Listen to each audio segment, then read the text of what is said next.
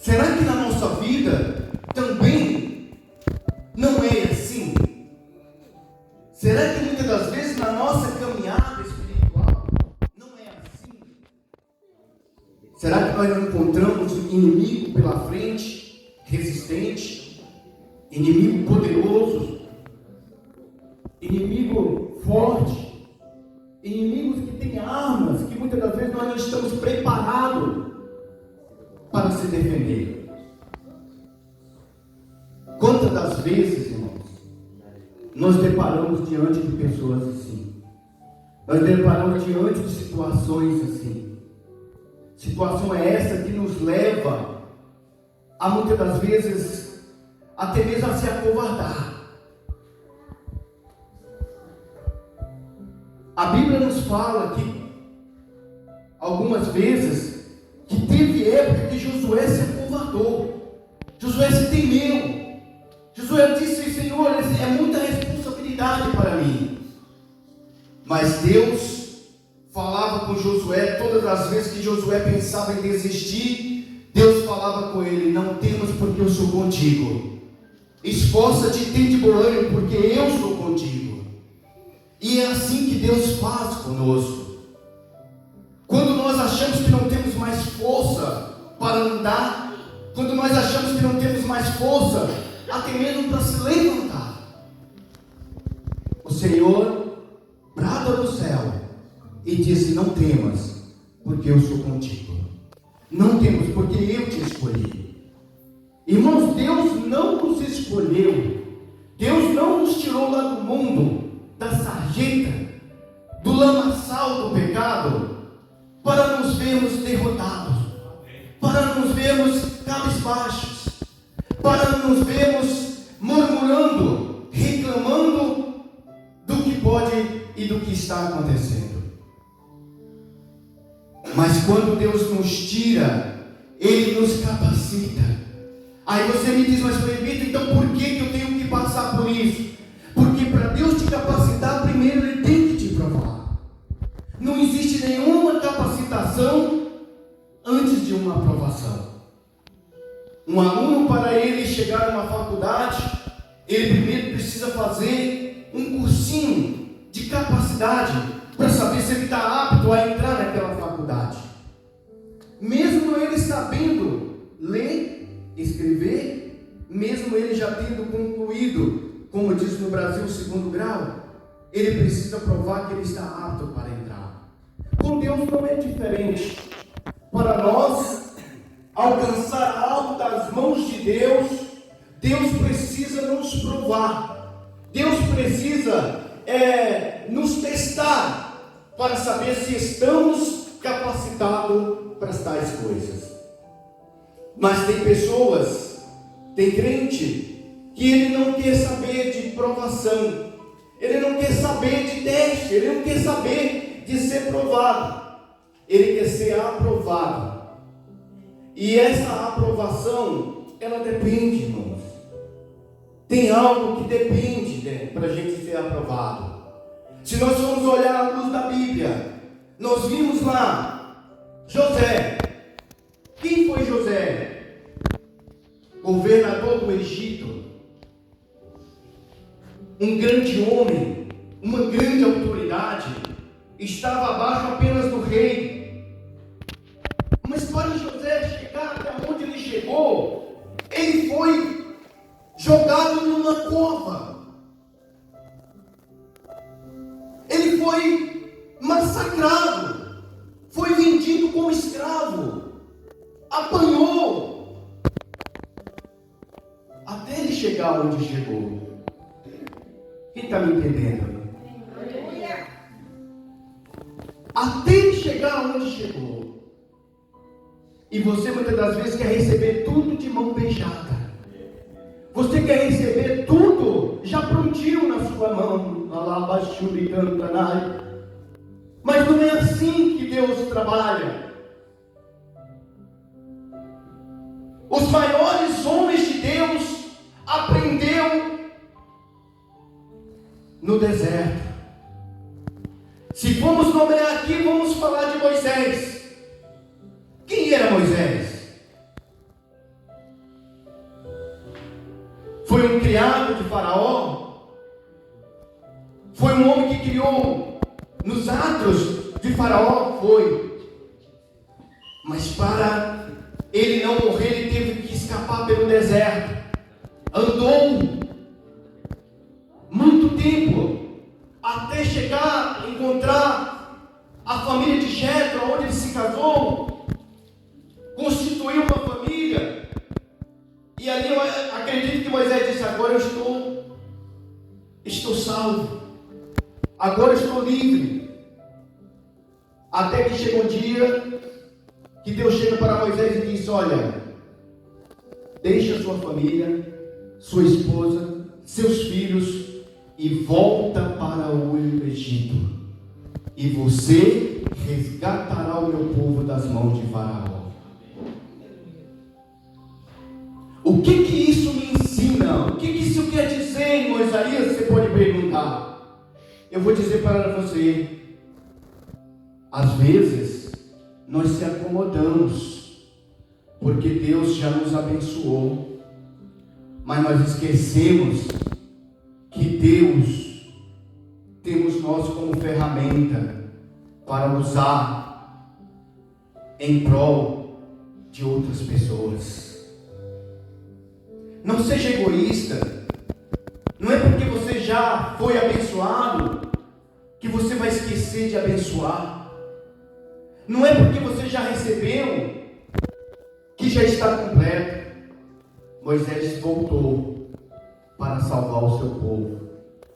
Moisés teve que ir para o deserto, porque Deus ainda tinha um tratado na vida de Moisés. Não estava completo.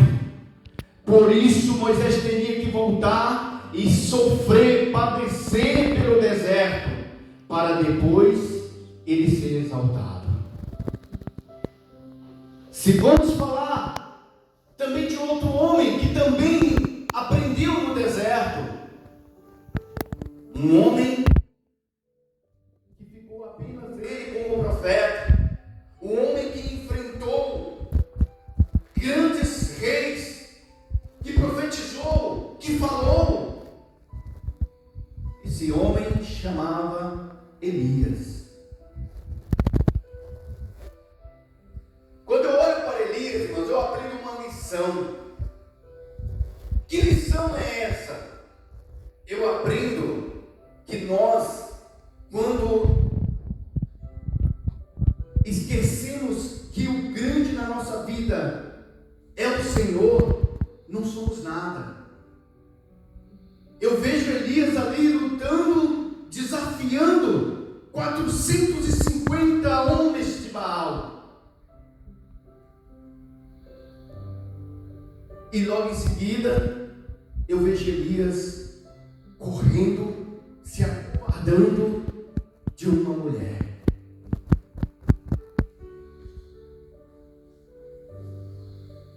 Mas o que isso quer dizer? Isso quer dizer que quando você não coloca os seus problemas, a sua vida, a sua dificuldade totalmente nas mãos do Senhor, chega a hora que você se acovarda. Porque Deus passou a não ser mais o centro da sua vida. E com Josué não foi diferente. Josué temeu. Josué chegou o momento que eu acredito que ele até pensou em desistir, mas Deus não deixou. Deus não deixa os seus desistir. Aleluia. Glória ao nome de Jesus. Se você é ferramenta de Deus, Deus não vai deixar você desistir. O inimigo é grande, mas maior é o Deus que você serve. Maior é o Deus que está na sua vida. O Deus que você entregou a sua vida não é qualquer Deus, não. Ele é um Deus que faz qualquer coisa, o impossível impossível, Ele fará por você. Ele é o Deus que quando falta água, Ele faz jorrar de uma pedra. Ele é o Deus que quando falta comida, Ele envia corvos para te alimentar. Ele é um Deus que faz passarela no meio do mar para você passar. Esse é o Deus que você serve. Esse é o Deus que você entregou a sua vida um dia. Por que te acovarda? Por que temes? Por que queira desistir? Por que queiras parar?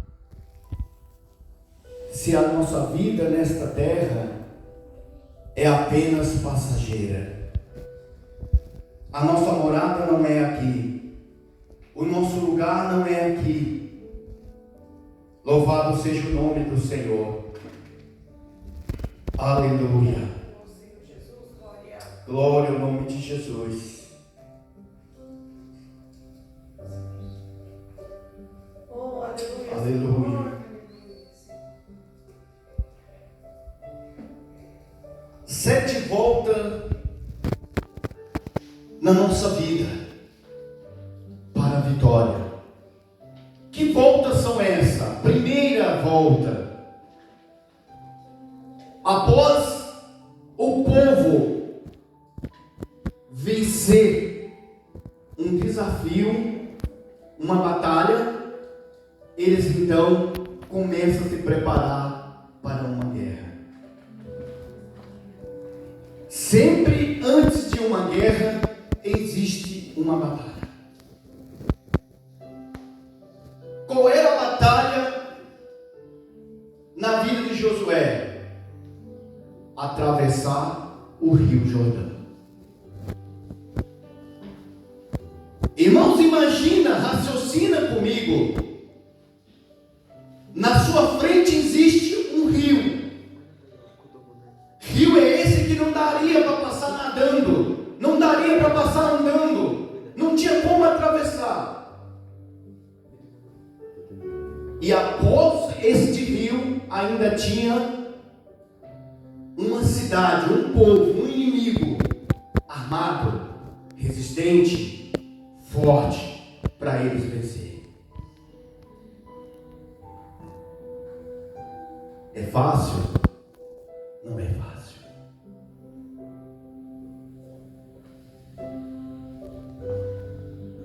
Glória, Senhor. Mas uma coisa eu quero te dizer nesta manhã: entrega a tua vida ao Senhor, confia nele, o mais ele tudo fará. Aleluia. Está difícil para você?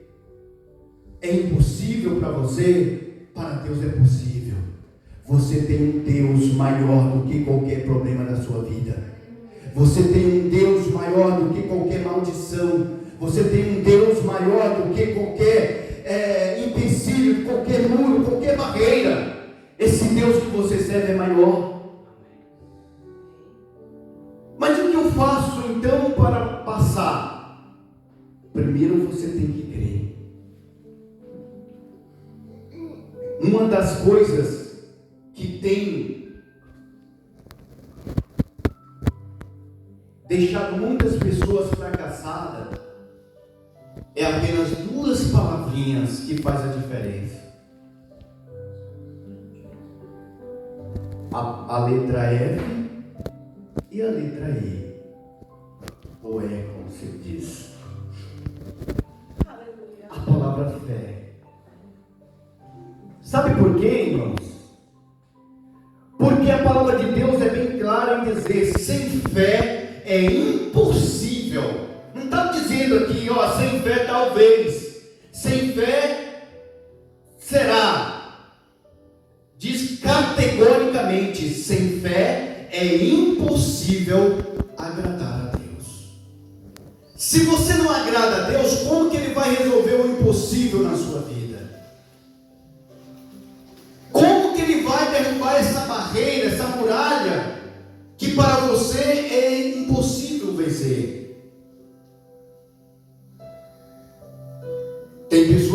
não, eu tenho fé, eu creio, mas eu vou esperar só 15 dias, se Deus não resolver, eu vou lá resolver do meu jeito. Tem pessoas que dizem, olha, eu vou esperar esse ano, mas se o ano que vem não mudar, eu vou mudar. Então você não precisa entregar nas mãos de Deus, vai você mesmo e resolve. Porque quando você entrega nas mãos de Deus, irmãos, a primeira coisa que Ele faz, Ele traça um plano para te abençoar. E esse plano que Deus traça, que Deus faz, muitas das vezes Ele te leva para o deserto, Ele te leva para o meio do mar, Ele te leva para dentro de uma caverna, Ele te leva para lugares no fundo do poço até, para você fazer um exame na sua vida espiritual. O Deus que você serve é o maior doutor. Ele examina a sua alma, algo que o homem não pode fazer. E ao examinar a sua alma, ele então começa a cobrar de você, a te alertar o que está errado, por que está dando errado na sua vida. Nada acontece por acaso. Mas presbítero, a luta que eu estou passando já faz mais de ano. Tem algo errado em você. Sabe por que Deus ainda não resolveu? Porque falta você corrigir algo na sua vida. E que algo é esse? Eu não sei, mas Deus sabe. Faz o que a palavra de Deus diz, entra para o teu quarto, tranca a tua porta e fala com Ele. Hoje você tem essa liberdade. Nós falamos aqui domingo passado que antigamente você tinha que oferecer um cordeiro para que os seus pecados fossem perdoados. Mas depois que Jesus morreu na cruz do Calvário, que o véu foi rasgado de alto a baixo, isso acabou. Quando ele diz, Pai, está consumado, consumado quer dizer terminado, acabou. Você não precisa mais de sangue de cordeiro para você ter os seus pecados perdoados. Hoje você só precisa de uma boca, de uma língua, para você ter os seus pecados perdoados. Por isso que a palavra de Deus diz que a morte e a vida estão no poder da língua. Talvez seja isso que está faltando na sua vida. Você liberar o perdão. Ontem no culto foi falado muito de amor. Aleluia, Senhor. Amor. Ainda há esperança. Ainda tem jeito. O que eu devo fazer? Quebrando o teu coração. Estava voltando ontem para casa, falando com a minha família sobre Davi. Quem era Davi? Davi era um homem, um rei, todo torto, todo errado. Fazia coisas erradas, coisas que desagradavam a Deus. Um assassino.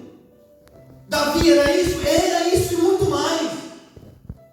Mas Davi era um homem que tinha um coração segundo o coração de Deus.